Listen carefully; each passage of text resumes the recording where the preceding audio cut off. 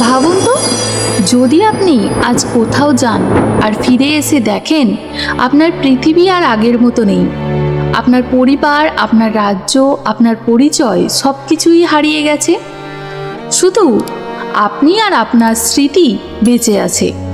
শুনতে অবিশ্বাস্য লাগছে, তাই না? কিন্তু হিন্দু পুরাণে এমনই এক ঘটনা বর্ণিত আছে যেখানে ব্রহ্মাণ্ডের অল্প সামান্য কিছু সময় পৃথিবীর কয়েক লক্ষ বছরের সমান হয়ে যায়। আজকের কাহিনীতে আপনাদের জানাবো সত্যযুগের এমন এক মহান রাজা এবং তার অপূর্ব এক কন্যার কাহিনী, এবং এমন এক যাত্রা যা বদলে দিয়েছিল সময়ের অর্থকেই।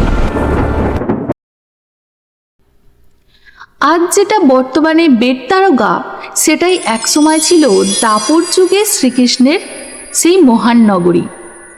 যখন শ্রীকৃষ্ণের দাপর যুগ আসেনি, তার আগে ওই স্থানে ছিল কুশস্থলী নামক এক রাজ্য, আর সেই রাজ্যের রাজা ছিলেন রাজা কাকুদমি।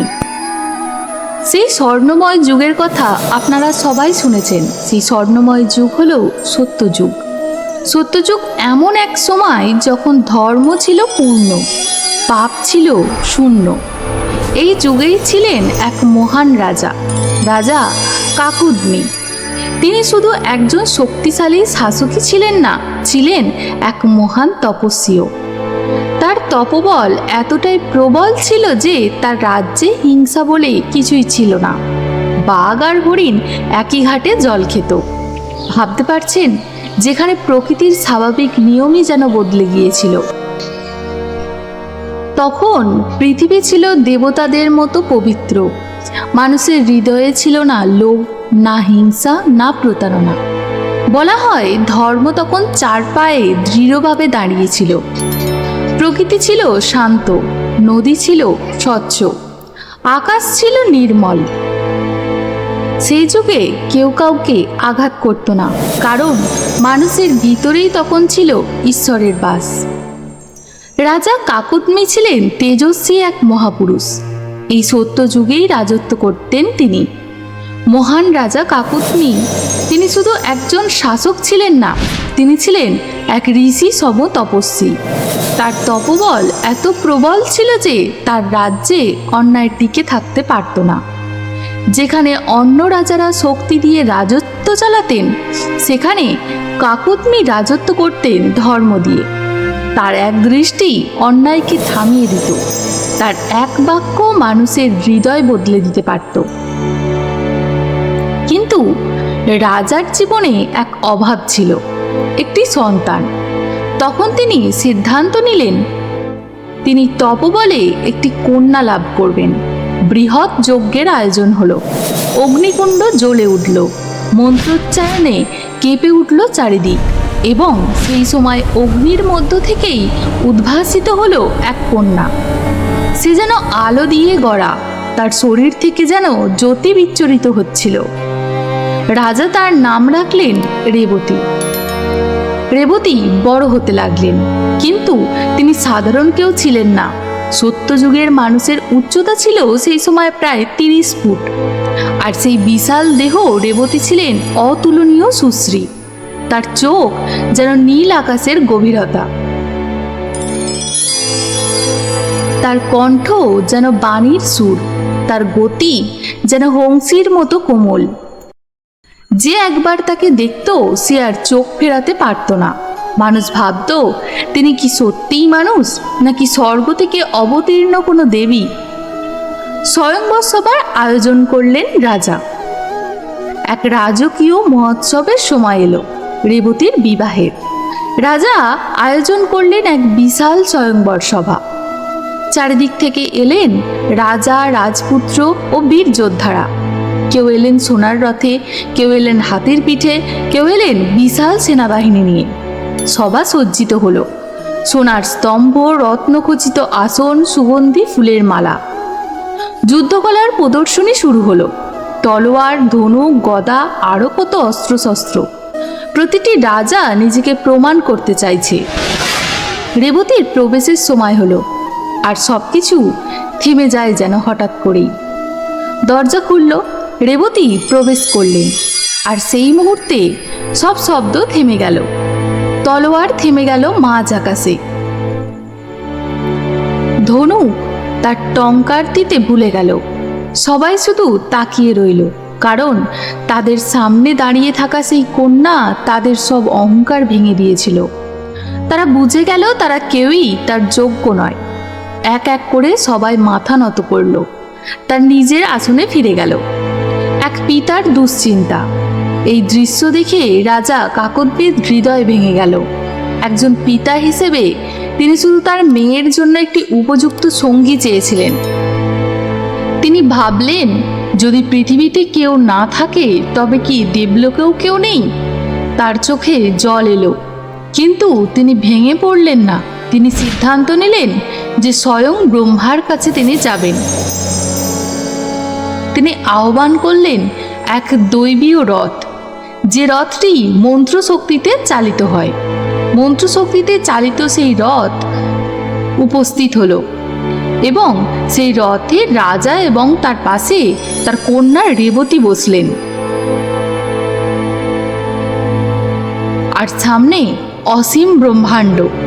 তারা পেরিয়ে গেল নক্ষত্র, গ্রহ ও আলোর স্তর। কখনো মনে হচ্ছিল সময় থেমে গেছে, আবার কখনো মনে হচ্ছিল তারা সময়ের বাইরে চলে গেছে। রেবতী ধীরে ধীরে বলল, পিতা, আমরা কোথায় যাচ্ছি? রাজা শুধু বললেন, যেখানে সময়েরও অধিকার নেই। অবশেষে তারা পৌঁছালো ব্রহ্মলোকে। সেখানে আলো কিন্তু চোখে লাগে না, সেখানে শব্দ কিন্তু কানে নয়, হৃদয়ে শোনা যায়। স্বয়ং ব্রহ্মা বসে আছেন এক সভায়। তার সামনে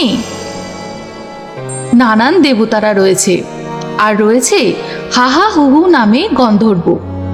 এই গন্ধর্বরা তখন সঙ্গীত পরিবেশন করছিলেন। সেই সঙ্গীত যেন সৃষ্টির শুরু হওয়ার প্রথম শব্দ।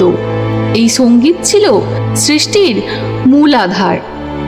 রাজা ও রেবতী সেখানেই বসে পড়লেন। তারা শুনতে লাগলেন, আর সেই সুরে তারা নিজেদেরকেও ভুলে গেলেন। সঙ্গীত শেষে ব্রহ্মদেব তাকালেন, রাজাকে বললেন, হে রাজন, এত কষ্ট করে তুমি কেন এখানে এসেছো? কি প্রয়োজন? রাজা সব খুলে বললেন, আর তিনি পৃথিবীলোকের কিছু রাজার নাম বললেন, যারা তার কন্যার জন্য উপযুক্ত যোগ্য বর হিসেবে গণ্য হয়। কিন্তু এই কথা শুনে ব্রহ্মা হাসলেন। তিনি বললেন, তুমি যখন এসেছিলে তারপর থেকে পৃথিবীতে প্রায় কয়েক লক্ষ বছর কেটে গেছে। তোমার রাজ্যও নেই, আর তোমার বংশও প্রায় নেই। রাজা কিছু বুঝতে পারলেন না। রেবতী শুধু পিতার দিকে তাকিয়ে রইল। তাদের মনে শুধু একটাই প্রশ্ন, তাহলে আমরা এখন এখানে কোথায় দাঁড়িয়ে আছি? ব্রহ্মদেব রেবতীর কথা শুনে বললেন, রাজন, তুমি যখন যাত্রা শুরু করেছিলে তারপর থেকে পৃথিবীতে বহু যুগ কেটে গেছে। কয়েক লক্ষ বছর, 27টি যুগচক্র পার হয়ে গেছে। একটি যুগচক্রে সত্য, ত্রেতা, দাপর, কলি এই 4টি যুগের অবস্থান থাকে। এরকম মোট 27টি যুগচক্র পার হয়ে গেছে। তোমার রাজ্য, তোমার পরিবার সবকিছুরই আর অস্তিত্ব নেই। রাজা হতাশ হলেন। একথা শুনে রাজা স্তব্ধ হয়ে গেলেন। তিনি বুঝতে পারছিলেন না কি হতে চলেছে, বা কেন এরকম ভাবে হলো, কি হয়ে গেল। কিছুক্ষণের তো ফারাক, মাত্র কিছুক্ষণ আগেই তো তিনি এসেছেন।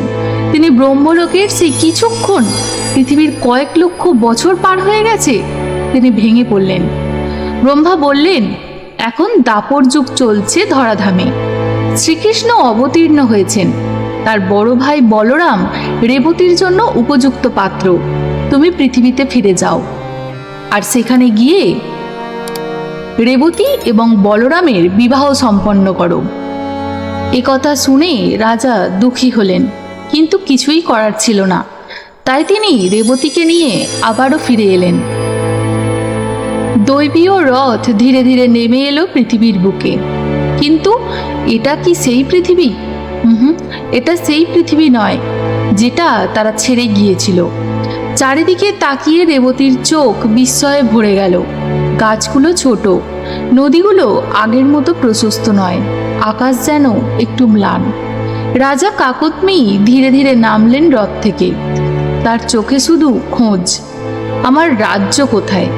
কিন্তু যেখানে এক সময় ছিল তার সুবিশাল রাজপ্রাসাদ, সেখানে এখন শুধু ভাঙা পাথর আর ধ্বংসাবশেষ আর অচেনা মাটি। তিনি হাঁটু গেড়ে বসে পড়লেন। যেখানে মুঠো করে ধরলেন সেই মাটি, যেখানে একদিন তার সাম্রাজ্য দাঁড়িয়েছিল। কিন্তু মাটি কোনো উত্তর দিল না। হঠাৎ আশেপাশে জড়ো হতে লাগলো মানুষের ভিড়। তারা অবাক হয়ে তাকিয়ে আছে, কারণ তাদের সামনে দাঁড়িয়ে আছে দুটো অস্বাভাবিক মানুষ। রেবতী এখনো বিশাল আকৃতির, প্রায় 30 ফুট উচ্চতার, আর কাকতমি এক দৈত্যের মতো। একজন ফিসফিস করে বলল, ওরা কারা, দেবতা না রাক্ষস? আরেকজন ভয়ে পিছিয়ে গেল, এরা নিশ্চয়ই অশুভ কিছু। কিছু সাহসী যুবক এগিয়ে এলো, কিন্তু তাদের চোখে ভয় স্পষ্ট। একজন হেসে উঠল, দেখো দেখো কি বিশাল দেহ, এরা কি গল্পের দৈত্য নাকি? তারপর শুরু হলো উপহাস। কেউ পাথর ছুড়ল, কেউ হেসে উঠল জোরে। রেবতী চুপ করে দাঁড়িয়ে রইল, তার চোখে জল জমে উঠল। সে ধীরে ধীরে বলল, পিতা, এরা আমাদের এমনভাবে কেন দেখছে? তার কণ্ঠ কাঁপছিল। আমরা কি এতটাই ভিন্ন হয়ে গেছি?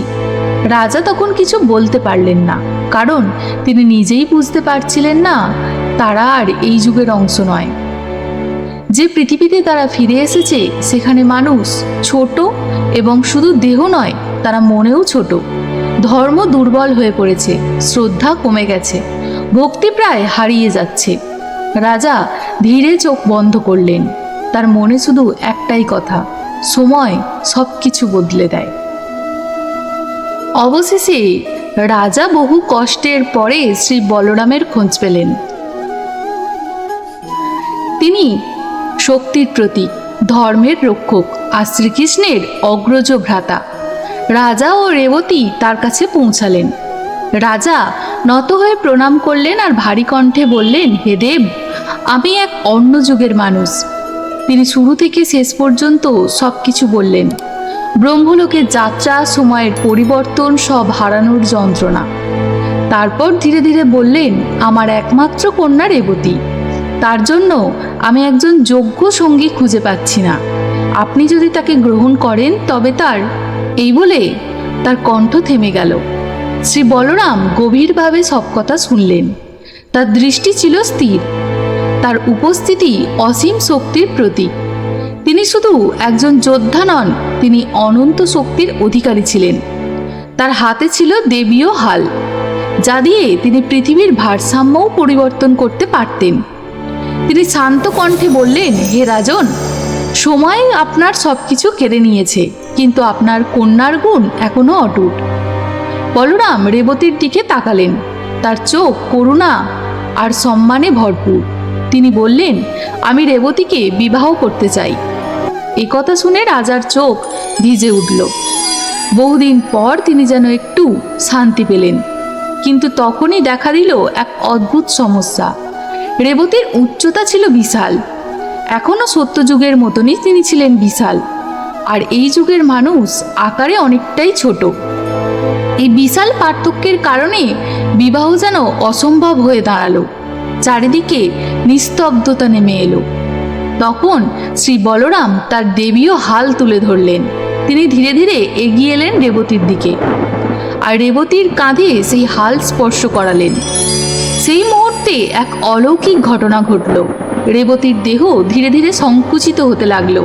তার উচ্চতা কমতে লাগলো, যেন সময় নিজেই তাকে নতুন যুগের সঙ্গে মিলিয়ে দিচ্ছে।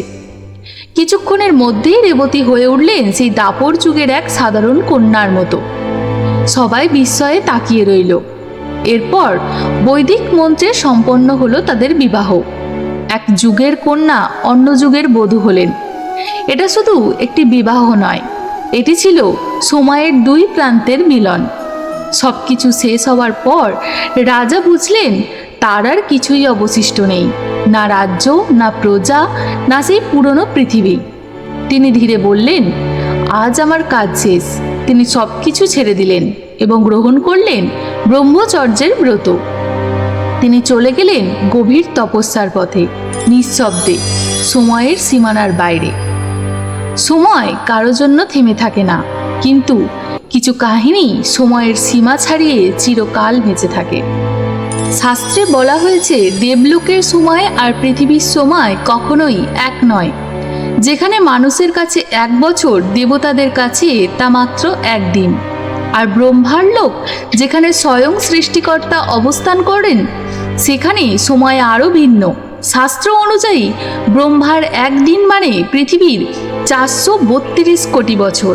তাহলে ভাবো, যেখানে সময় এত ধীরে প্রবাহিত হয়, সেখানে যদি কেউ মাত্র 20 থেকে 30 মিনিট কাটায়, তাহলে পৃথিবীতে কেটে যেতে পারে কয়েক লক্ষ বছর। রাজা কাকুতমি আর রেবতীর গল্প শুধু একটি পুরাণ কথা নয়, এটা আমাদের এক গভীর সত্যকে শেখায়। আমরা যে সময় নিয়ে এত দুশ্চিন্তা করি, যে অতীতকে আঁকড়ে ধরে থাকি, যে ভবিষ্যৎ নিয়ে আমরা ভয় পাই, সেগুলো আসলে সময়ের এক ক্ষুদ্র অংশ মাত্র। তাহলে বলুন, যদি ব্রহ্মাণ্ডের কয়েক মিনিটেই পৃথিবীর কয়েক লক্ষ বছর কেটে যায়, তাহলে আমরা কি সত্যিই সময়কে নিয়ন্ত্রণ করি, নাকি সময়ই আমাদের নিয়ে খেলে? সময়কে বুঝতে পারা মানে শুধু একটি ঘড়ির কাঁটা দেখা নয়, বরং নিজের অস্তিত্বকে উপলব্ধি করা।